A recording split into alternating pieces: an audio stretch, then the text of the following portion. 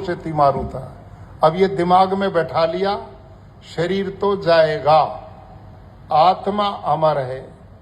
कर्म अब तक ठीक ठाक किया, अगला जन्म फिर मिलेगा, फिर काम करेंगे।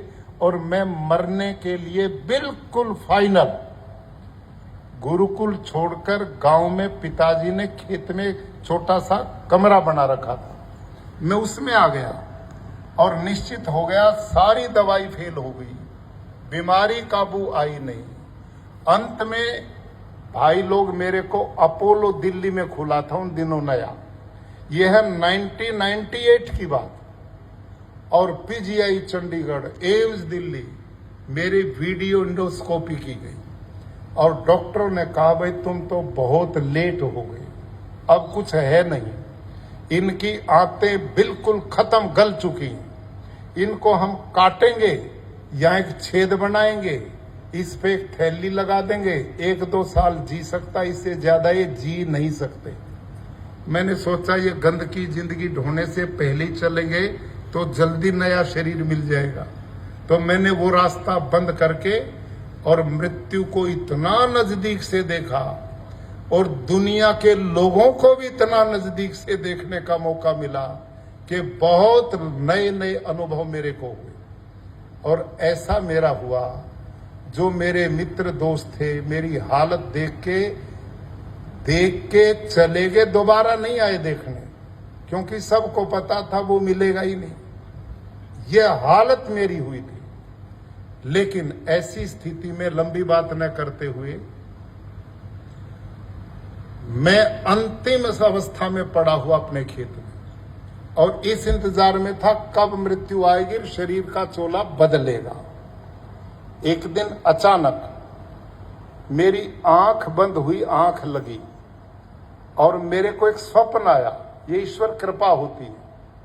और उस स्वप्न में एक सन्यासी जिनका नाम था स्वामी जगदीश्वरानंद, पांचली मेरठ के पास उनका प्राकृतिक चिकित्सालय होता था, कभी वो मेरे यहां आए थे, मेरा काम देख करके बहुत आशीर्वाद दे के गए थे और अपनी एक किताब मेरे को दे गए थे प्राकृतिक चिकित्सा पे लिखी हुई, और मैंने वो पढ़ी भी नहीं, अपनी लाइब्रेरी में जरूर रख दी थी, ये मेरे को ध्यान था।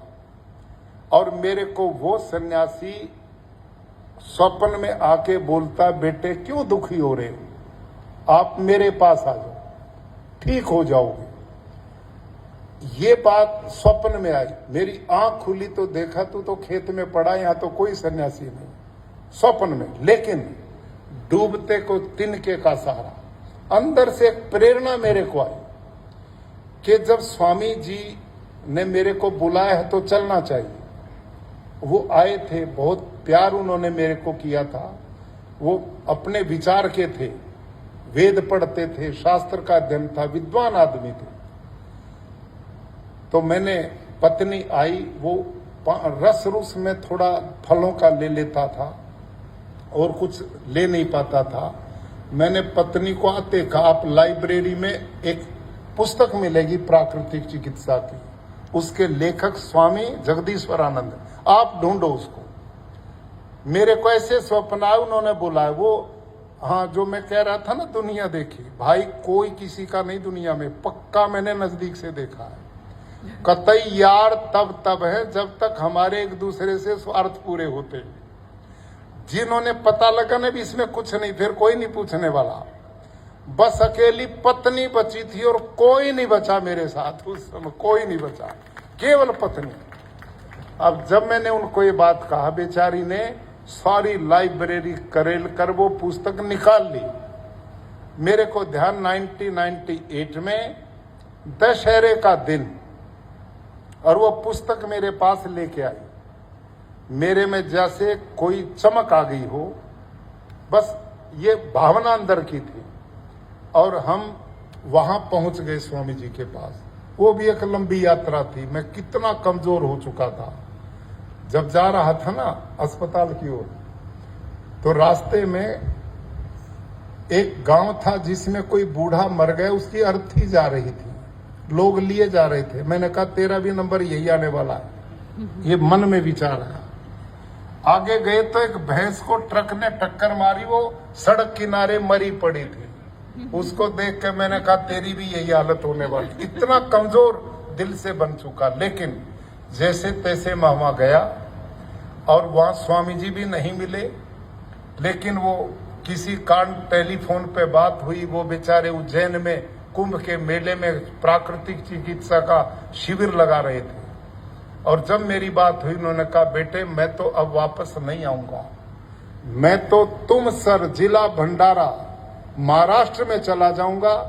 मैं 94 साल का हो गया हूं, मेरा शरीर सर्दी बर्दाश्त नहीं करता, अब ठंड आ जाएगी उत्तर भारत में, और मैं इन दिनों वहीं रहता हूं। मैंने कहा पक्की मौत है, बाबा जी ने बुला भी ली और पाई भी नहीं, अब पक्का काम है। लेकिन जब मैंने अपना परिचय उनको दिया, उनकी पहचान में आ गया, तो बेचारों ने कृपा की, अपना रिजर्वेशन कैंसिल किया, वापस आए और मेरा इलाज प्राकृतिक ढंग से उन्होंने किया। 21 दिन मेरा जल उपवास कराया उस हालत में, और मेरे साथ रहते, मनोबल बढ़ाते, अनिमा देते, मिट्टी पट्टी करते, अलग आयुर्वेद की कुछ दवाइयों भी जोड़ के करते। और जो अंदर आदमी के मल होता मैंने कभी सोचा नहीं था। उस हालत में जब मेरा 84 से 53 kg वेट और 21 दिन का उपवास और मल जब उखड़ने लगे, तो 8-9 किलो गंद आदमी में होता है चिपका हुआ, वो निकला। और वो निकलते ही मेरे शरीर में ब्लड इतना प्योरीफाई हो गया, मेरे वो जख्म थे धीरे धीरे भरते भरते भर गए, और मैं दोबारा जिंदा हो गया, आपके बीच में खड़ा हूं। ये घटना प्राकृतिक चिकित्सा की। और कमाल देखिए, लंबी बात न करते हुए, उसके बाद मैंने गुरुकुल कुरुक्षेत्र में आकर 9 महीने अन्न का प्रयोग नहीं किया। क्यों? जिन दिनों में इलाज में था वहां लाइब्रेरी थी, उसमें बहुत लेखकों की पुस्तकें थी। मैं सवेरे बुक लेता, पत्नी रात को छीन के वापस करती। इतनी किताब मैंने पढ़ दी प्राकृतिक चिकित्सा की, सैकड़ों किताब मैंने पढ़ दी, और उन किताबों ने मेरा मनोबल इतना मजबूत कर दिया कि जिंदगी ही प्राकृतिक चिकित्सा में है। और मैंने आकर के फिर 9 महीने अन्न ना लेकर मैं केवल प्राकृतिक सब्जियां और जूस ये लेकर के जिंदा रहा। फिर मैंने थोड़ा अंकुरित शुरू किया, अब सामान्य आहार पे मैं आ गया। आपकी जानकारी में मेरा जो रोग लोगों ने डिटेक्ट किया था वो क्या था? क्रॉनिक अल्सरेटिव कोलाइटिस, जिसका आज भी दुनिया में कोई इलाज नहीं, वर्ल्ड में कोई इलाज नहीं है। उसका इलाज लोग केवल केमिकल से करते हैं, स्टेरॉइड खिलाते हैं, वही है, कुछ भी नहीं है। और मेरे साथ में जितने बंधु थे ना उस समय बीमारी के परिचित, वो बेचारे सभी विदा हो गए, मैं अकेला बचा हूं। क्यों? वो एलोपैथी में विश्वास करके डॉक्टरों की शरण में रहे, वो सारे विदाई समारोह कर गए। मैं जिद करके प्राकृतिक चिकित्सा से जुड़ा रहा, और अभी आश्चर्य होगा, मैं अब गवर्नर हूं। 6ठे महीने मेरे पूरे शरीर की मेरा डॉक्टर विधिवत जांच करवाता है, रुकते ही नहीं वो, 6ठे महीने ले जाते हैं वैसे तो। लेकिन मेरे अल्सरेटिव कोलाइटिस जो गंभीर था, अभी 8-9 दिन पहले 5 साल में वो कहता जांच जरूर कराओ। मैं भी जान के कराता हूं कि ठीक ठाक हूं कि नहीं। भगवान की ऐसी कृपा पाई, डॉक्टर ने रिपोर्ट दी 3 दिन के बाद, पाया अल्सरेटिव कोलाइटिस था, लेकिन अब बिल्कुल नहीं है। 98 से आज तक मैं कोई एलोपैथी की दवाई नहीं लेता, केवल योग, प्राणायाम और प्राकृतिक आहार, जीवनचर्या।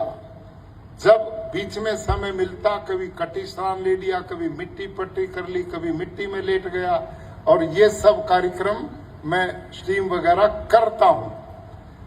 तो ये इससे बड़ा प्रमाण, और ये नहीं मैंने, फिर मैंने हॉस्पिटल बनाया गुरुकुल कुरुक्षेत्र में प्राकृतिक चिकित्सा का।